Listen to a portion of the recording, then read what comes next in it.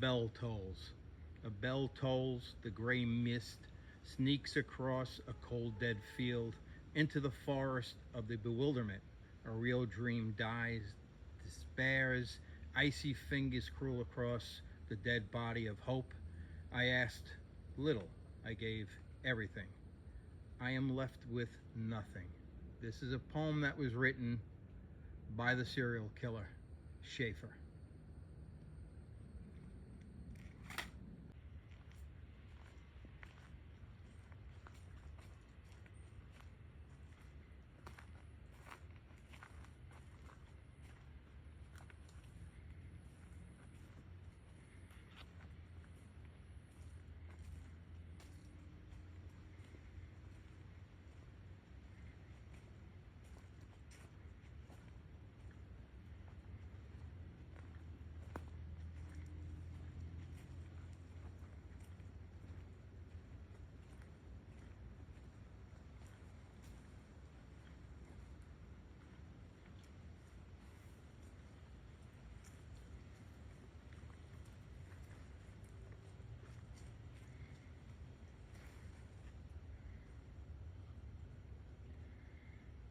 This is the infamous Devil Tree, located in the city of Port St. Lucie.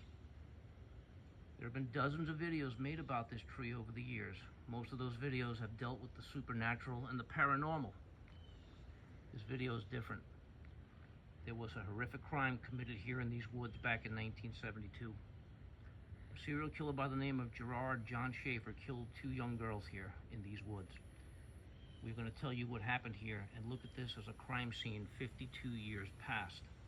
We're going to tell you what we think happened, what the legends have all wrong. We're going to show you the real crime scene and move from there. Welcome to Southern Discomfort. Nothing scripted. We just show up and wing it. Folks, you've seen the Devil Tree. You've seen it's probably the mother tree in this area, the predominant tree. People like to believe all these legends and lores about it, that the tree's immortal, it can't be cut down. People have tried to cut it down. Some of the people who have tried to cut it down have supposedly died. You know, there's a lot of legends that, and people come out here and they see hooded figures running around at night, and they find melted candle wax on the roots, and they believe that there's some type of occult worship going on late at night. All that's probably true. What we think did not happen there was the killer, Schaefer. We don't think he killed anybody there.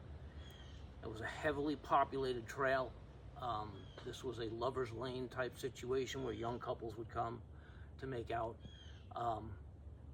The father and son team that found the bodies of the 2 girls that were murdered out here, they were out here picking up aluminum cans, okay, which tells me people were coming out here to drink beer and picnicking or whatnot. So that's a heavily traveled trail, and there's a canal maybe 100 yards to the west of it. Someone just moderately yelling would be heard. So both Bobby and I think the killer needed much more privacy than the Devil Tree. And some of the accounts we've read online about the crime scene don't match up with the Devil Tree.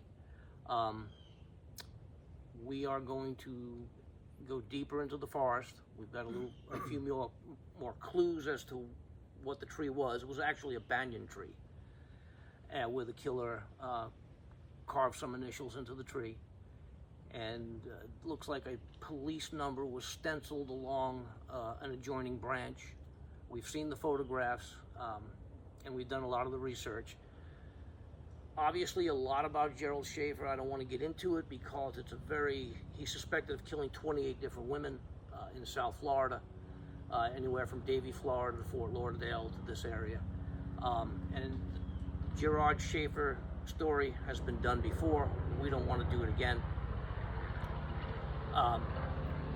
Schaefer's method was to kidnap or detain 2 females at a time. It was his modus operandi, or MO. Take them to a secluded location, hang them from a tree with a noose, their hands handcuffed behind the back. Schaefer at the time was a Martin County police officer, sheriff's office. He joined the sheriff's office in June of 1972. The two girls that were murdered here were actually murdered in September of 1972. He absolutely used his authority and his badge to lure a number of his victims. And we'll get into the two that actually escaped, which ended up being his demise. Right. Well, and he had kidnapped two females, brought them to an area 6 miles from here. And because he was a police officer, he got a call over the radio to respond to a scene. So he left them hanging, Out of his jurisdiction. Right.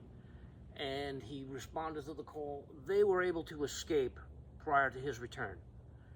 The girls made it to a police department, told the officers what happened.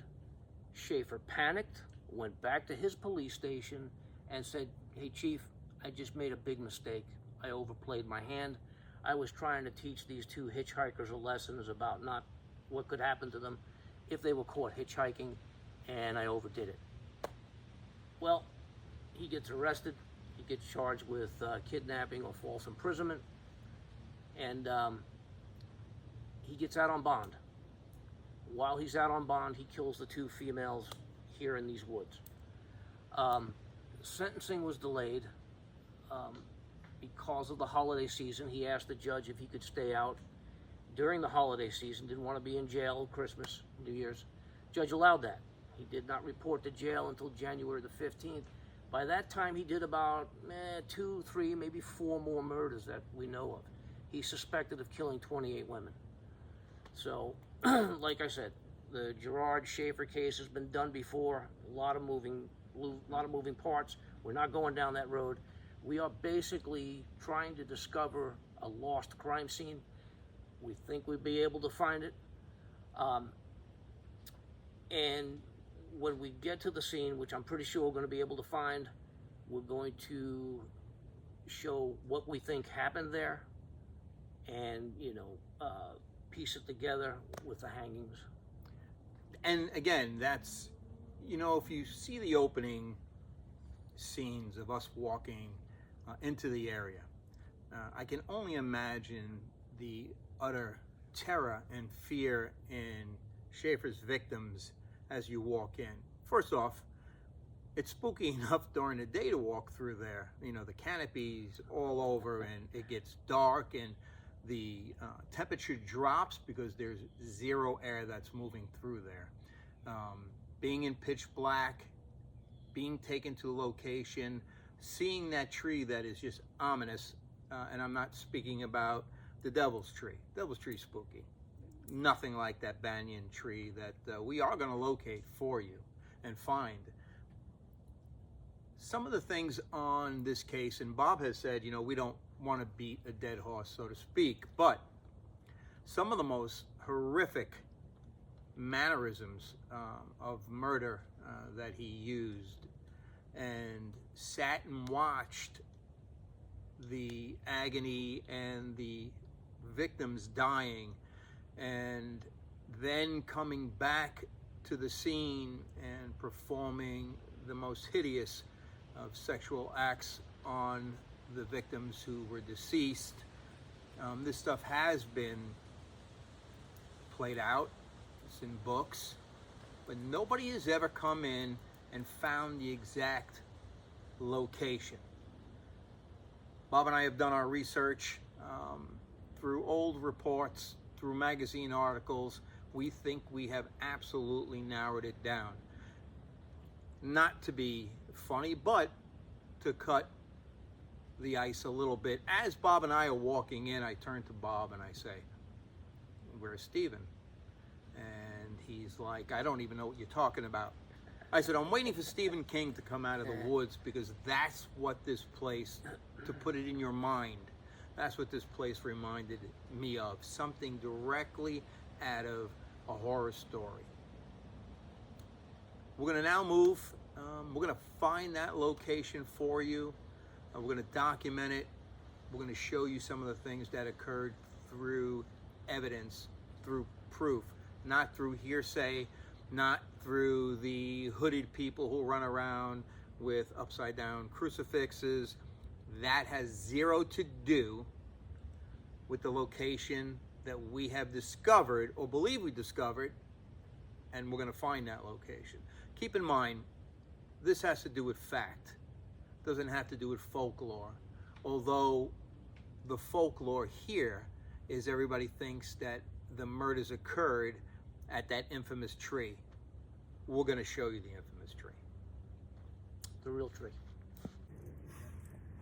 I'm here with Mr. David Pick, who's very familiar with this area. He's very familiar with the foliage and the trees.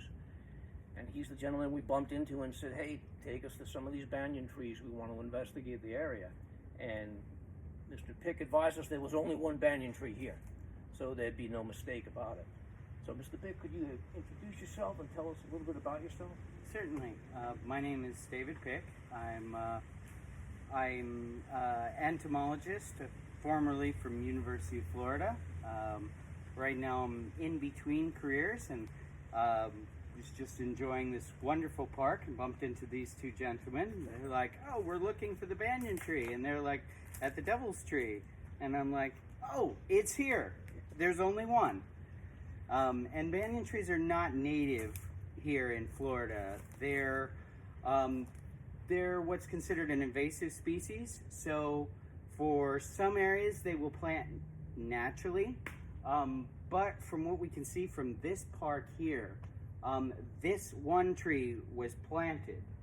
We don't know how many years ago or why. But for some reason in this soil, in this environment, the seeds don't keep reseeding. So there's only one. And why that is, that'd be an interesting research project, but not in the scope of this video. While looking around, they were kind enough to show me some of the original pictures. So I went looking for some of the slash marks. And if you look here, we have a pretty convincing what looks like a 3 machete mark. There's a couple more. We did not tell him we were looking for machete marks. We looked down and I said we're looking for cuts in the tree where the killer may have used the roots as a chopping block. And Mr. Pick pointed and said, that looks like a machete mark right there. There's actually 3 side by side. David, you're somewhat of a botanist as well, right? You were Yes. pointing out some coffee trees too, some cherry trees, and so on. Yes. I worked for USDA. I was a research assistant at University of Florida. I worked on a lot of citrus, and I've done a lot of different things with plants over the years. You can look up my name on papers online. Gotcha. So, Yeah. And folks, the account we read basically said that the victims were buried 9 feet from the base of the tree. It's a little bit more than 9 feet. When we oriented the photographs to this banyan tree from the crime scene photograph and the open grave is still there. It's still somewhat, it's covered a little bit with logs and foliage, but you can see where the hole was, and we're going to direct our attention that way just in a minute.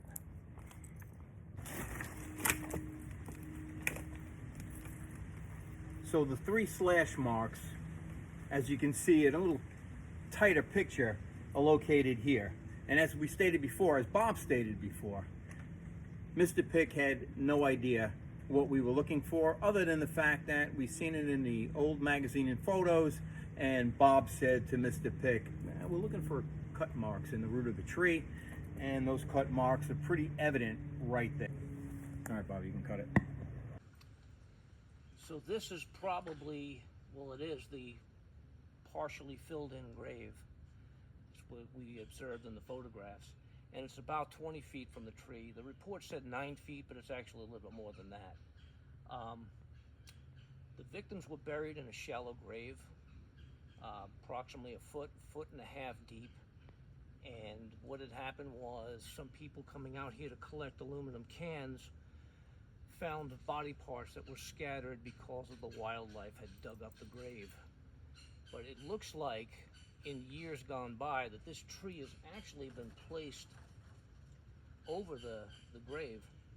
As you can see, the roots, which Dave pointed out, this tree did not fall here, it was brought here. There's no place for those roots where they came up. And it looks like it's been here a long time, so probably park management or the police tried to cover up the grave for obvious reasons. But Definitely identified that, but there are other locations where the bodies were buried. You know, you have the rumors also that it was at one of the structures that was out here. There's many structures Right. out here. But we know, and through our investigation and doing somewhat measurements in accordance to what the original report said, this is absolutely one of the grave sites. And yeah, this has absolutely been placed. Roots aren't out of the ground. The roots aren't grown in the ground. So wherever this was cut, probably cut a couple feet back and just dragged here to go over the gravesite. I'm pretty sure you had a lot of people in the day too when this first came out. Everybody wanted to come out and get a look. So this way here is a way to preserve it and with the dignity of the victims. initially, when I started reading about this guy, I thought that, you know, he must have been lazy, or he was in a rush, or something was going on. Why bury them 1.5 feet deep? Well, he was into necrophilia, much like Ted Bundy, and he would return out here to do certain things we're not going to describe on a YouTube video. So, folks, this is the grave. This is the crime scene. This is the tree and the root system where everything happened back in on September 27th, 1972, almost 52 years to the day. And we have Mr. David Pick responsible for helping us rediscover this crime scene. So like Bobby was saying, if you're going out to the devil tree and dripping wax on the roots and chanting and doing all that other stuff, you're at the wrong tree.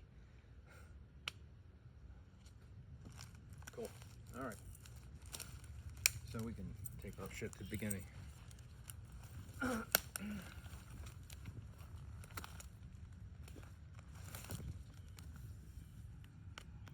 Mr. Pick, you're an outside observer. What do you think? One of the problems we ran into in investigating this case, the case is 52 years old. Most of the detectives and police officers who worked on this case, they're long gone, retired or moved on. And so we didn't have any police files. Most of the cases on Schaefer are open. He's suspected of 28 murders beginning in 1963 up until he's captured in 1972. But we were able to find an old detective magazine from the 70s, True Detective magazine. And in this magazine, there's several pictures of the area and of the crime scene. And one of them is the banyan tree that is behind us. Oh, shoot. Here you can see the banyan tree and the partially open grave where the victims were only buried in about 1.5 feet of soil, which is right behind the tree. So this is the tree. We have located it. It is not the infamous tree that everybody writes about and comes here to see. It is the tree behind us. We're going to show you the reasons why, besides just some of the old police reports and the magazine. So Bob brings up a point, and he said that the grave, which is maybe 20 feet, Bob, we've probably found? Yeah, about 20 feet. About 20 feet from the tree, and it was the victims buried about 1.5 feet. Why 1.5 feet? Because you would say, well, it's so visible. If people were out in the woods or camping, 1.5 feet, you're going to see. It's because he wanted to make it convenient for himself to return to the scene and to do horrific things to the victims that were already deceased. He was into necrophilia. We're not going to get into exactly everything he had done to the victims. It has been played out, it has been said, it's been discussed, but that is the reason for the 1.5 feet. You won't find that a lot when you pull up some of the information on him, but that's exactly what Bob and I have come to believe and have established through our own investigation. Bob, talk about the roots and the way he hung people. Well, first off, they had a detective. A podcaster actually located a detective who had worked on the case and was familiar with the scene. And they brought him back to the area, and the guy couldn't find the crime scene. He said, well, this looks familiar, that might be the tree. So no one's really found this place in a real long time. And to answer Bob's question, what Schaefer would do is when he would bring his victims into the woods, he liked to hang them. He'd put a noose around their neck, throw it over the tree, and then stand them on the roots, the root systems. Get them up on their tippy toes, and then pull the noose real tight. He had a fascination about watching women urinate themselves when they were in this position. What he did beyond this point, we can guess. We know he ends up murdering them. We know he sexually assaults them. We know he chops up their bodies. But he left behind a series of notes in his house. He called them fictionalized notes. They were probably a novelization of his crimes. And he talks about putting pillowcases over people's heads or making them stand on a sawhorse, gagging them. So we really don't know the chronological order of what he would do to them, but he got a kick out of watching them hang and slowly strangle. You'll slip right off those roots. Yes, Bob, those with the roots. moss and algae and everything that's growing on them. I know, and I have a pair of combat boots on, and still you feel like you're sliding off. Yeah, so I mean, and the Schaefer story ends in prison, 1995. A guy named Rivera, he has an argument with Rivera over a cup of coffee. Supposedly Schaefer may have been a snitch, a prison snitch. And Rivera follows him back to his jail cell and stabs him in the face, neck, and throat 42 times, takes out his eyes. So Schaefer kind of got a little bit back in death what he gave out in life. And, that ends that story. But that's pretty much the case. And like I say, this is not about the Devil's Tree or the paranormal or whatever. We set out to find an old crime scene, a 52-year-old crime scene, and it looks like, through our efforts and through Mr. Pick's efforts, we found it. And here we are. We are Southern Discomfort, and we will dig up the South's dark past. I'm one of your hosts, Bobby Caruso, my partner on the police department, and a longtime friendship, Bob Walker. Both seasoned investigators, seasoned in homicide.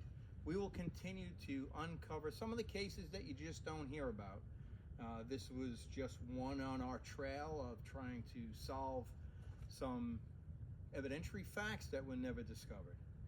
I hope you continue to watch our show, check out YouTube. If you are a business person or somebody who just wants to advertise on our show and help us out so we can move forward, that would be deeply appreciated. You can hit us up on Instagram, on our Southern Discomfort page on Instagram. And I thank you for our last episode. We've got some rave reviews. Numbers have been great. This is Bob and I's love. Law enforcement is our love, also history. And going back now, we have the opportunity to, at our leisure, instead of being forced to solve a case in a very short period of time, to go back and look at some cases that really needed to be looking at. So again, we're Southern Discomfort. We show up, we're not scripted, and we wing it. Have a great night.